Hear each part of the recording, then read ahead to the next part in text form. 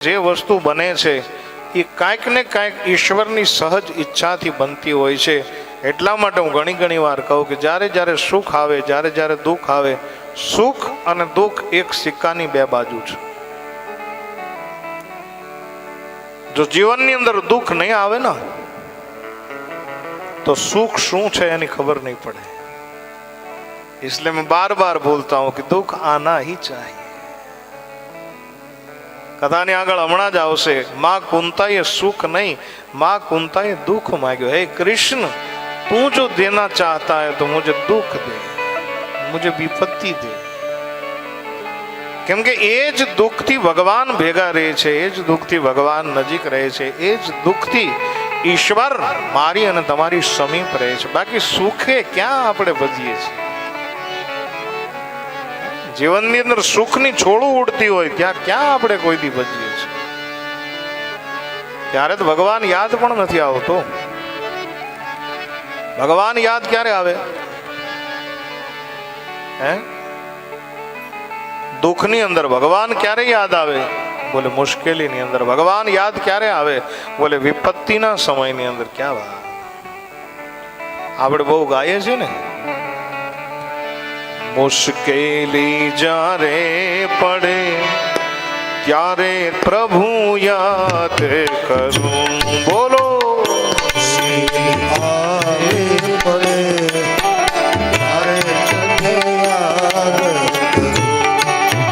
મુશ્કેલી જ્યારે પડે ત્યારે તને યાદ કરું.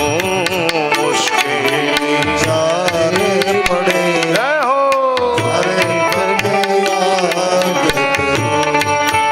સુખમાં હું વિસરું તને, દુઃખોમાં હું યાદ કરું. સુખમાં હું વિસરું તને, દુઃખોમાં હું યાદ કરું. સુખમાં હું વિસરું તને, દુઃખોમાં હું યાદ કરું. સુખમાં હું વિસરું તને, દુઃખોમાં હું યાદ કરું.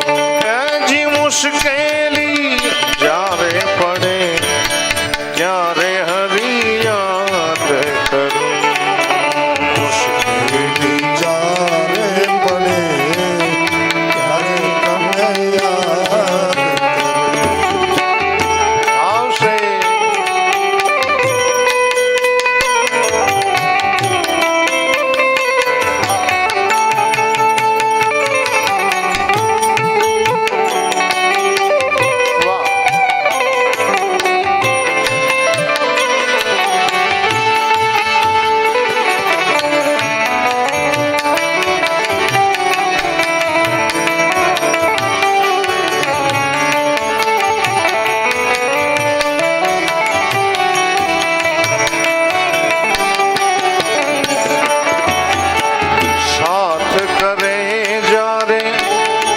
સંગાથી, સાથ કરે જારે બે સંગાથી, સાથ કરે જારે બે સંગાથી, સાથ કરે જારે બે સંગાથી.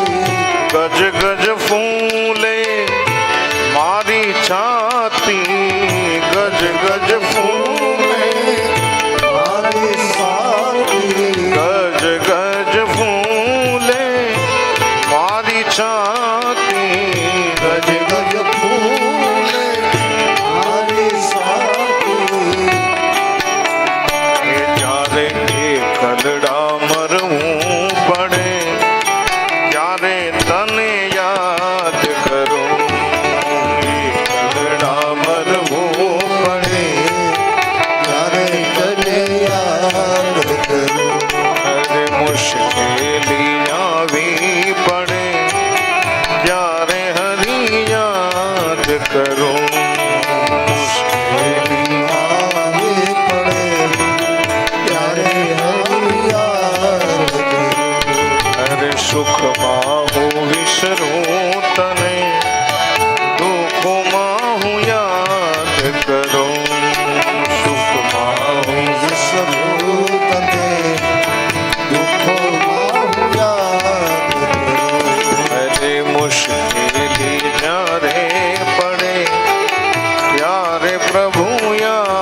કરો.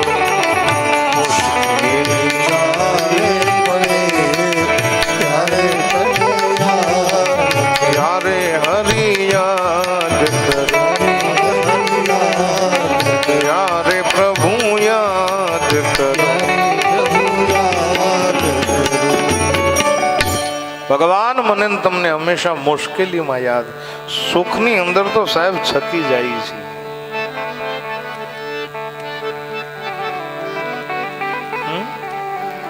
અને એટલા માટે સુખ અને દુઃખ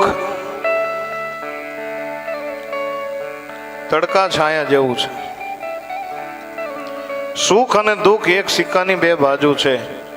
સુખ હોય દુઃખ આવવું જોઈએ, દુઃખ હોય એની પાછળ સુખ જરૂર આવે છે.